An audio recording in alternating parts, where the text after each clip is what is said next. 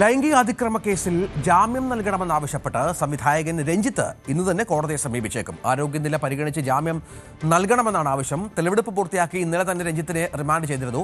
Police custody കാലാവധി ഇന്ന് അവസാനിക്കും. നവമി വിവരങ്ങൾ പങ്കുവെക്കും. നവമി, രഞ്ജിത്തിന്റെ ഇന്നലെയാണ് തെളിവെടുപ്പ് മറ്റും നടത്തിയിരുന്നു. നമ്മളത് കണ്ടതാണ്. കാരവാനിൽ മറ്റുമായിരുന്നു തെളിവെടുപ്പ്. പോലീസിന്റെ കസ്റ്റഡി കാലാവധി അവസാനിക്കുകയാണ്. സ്വാഭാവിക ജാമ്യത്തിന് പക്ഷേ അത്തരത്തിൽ അർഹതയുണ്ട് രഞ്ജിത്തിന്. അത്തരം നീക്കമാണോ രഞ്ജിത്തിന്റെ അഭിഭാഷകന്റെ ഭാഗത്ത് നിന്ന്?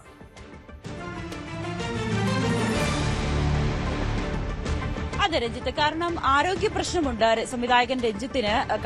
നേരത്തെ തന്നെ കോടതിയിൽ അത് അഭിഭാഷകൻ പരാമർശിക്കുന്ന സാഹചര്യം ഉണ്ടായിരുന്നു. അതുകൊണ്ട് തന്നെ ഓരോ ദിവസവും, അതായത് 24 മണിക്കൂർ കൂടുമ്പോൾ ഒരു ചെക്കപ്പ് നടത്തണം, ആരോഗ്യ പരിശോധന നടത്തണം എന്നൊരു നിർദ്ദേശം കോടതി നൽകുകയും ചെയ്തിരുന്നു. 3 ദിവസത്തെ കസ്റ്റഡിയായിരുന്നു നൽകിയത്. അതായത് ഇന്ന് വൈകുന്നേരം 4 മണിവരെയായിരുന്നു സംവിധായകൻ രഞ്ജിത്തിനെ കസ്റ്റഡിയിൽ പോലീസ് ആവശ്യപ്പെട്ടത്. പക്ഷേ ഇന്നലെ തന്നെ ഈ തെളിവെടുപ്പ് പൂർത്തിയാക്കിയതിനു ശേഷം റിമാൻഡിൽ പോകുന്ന സാഹചര്യമാണ്. ഇപ്പോൾ എറണാകുളം സബ് ജയിലാണ് രഞ്ജിത്ത് ഉള്ളത്. ആരോഗ്യ പ്രശ്നം പരിഗണിച്ചുകൊണ്ട് തന്നെ കൂടുതൽ ദിവസം കസ്റ്റഡിയിൽ, അതായത് ഇന്നത്തെ ദിവസം കൂടി കസ്റ്റഡിയിൽ വേണ്ട എന്നൊരു തീരുമാനം അന്വേഷണ സംഘം എടുക്കുകയായിരുന്നു. പ്രത്യേകിച്ച് ഈ വിശദമായിട്ടുള്ള മൊഴിയെടുപ്പ്, ചോദ്യം ചെയ്യൽ പൂർത്തിയായി, തെളിവെടുപ്പ് പൂർത്തിയായി, മറ്റ് നടപടിക്രമങ്ങളെല്ലാം കഴിഞ്ഞിട്ടുണ്ട്.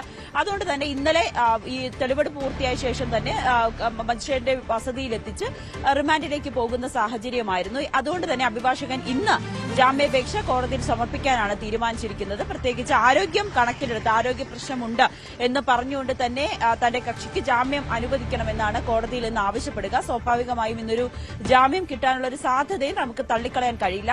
അന്വേഷണ സംഘത്തെ സംബന്ധിച്ച് അടുത്ത ഘട്ടം എന്നോണം രഞ്ജിത്തിനെതിരായിട്ടുള്ള കൃത്യമായിട്ടുള്ള തെളിവുകൾ ശേഖരിക്കുക എന്നതാണ്. അതിൽ ഏറ്റവും പ്രധാനപ്പെട്ട കാര്യം മൊഴി രേഖപ്പെടുത്തുക എന്നതാണ്.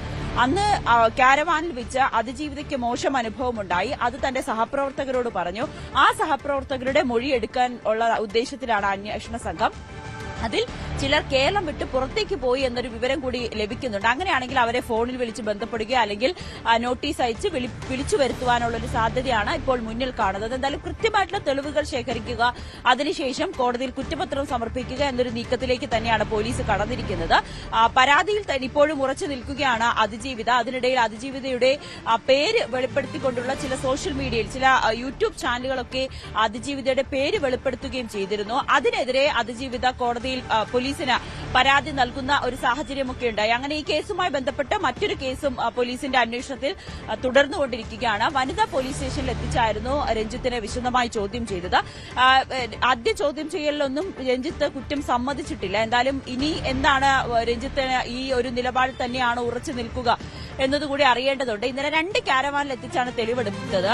ആ സിനിമാ സെറ്റിൽ 2 കാരവാൻ ഉണ്ടായിരുന്നു. അതിൽ ഏതിൽ വെച്ചാണ് ലൈംഗിക അതിക്രമം നടന്നതെന്ന് പോലീസിന് അറിയാത്തതുകൊണ്ട് തന്നെ ചങ്ങനാശ്ശേരിയിൽ നിന്നും 2 കാരവാൻ പോലീസ് ക്യാമ്പിൽ എത്തിച്ചു. അതിൽ 2ഉം കൊണ്ടുപോയി തെളിവെടുത്തു. ഇനി കാരവാന്റെ പുറത്തുള്ള CCTV-കൾ അല്ലെങ്കിൽ ഈ സെറ്റുമായി ബന്ധപ്പെട്ട് മറ്റിടങ്ങളിലെ CCTV-കൾ കണ്ടെത്താൻ സാധിക്കുമോ എന്നതാണ് അന്വേഷണ സംഘം ഇനി പരിശോധിക്കുന്നത്. ശരി, നവമി ദിനേശാണ് വിവരങ്ങൾ പങ്കുവച്ചത്.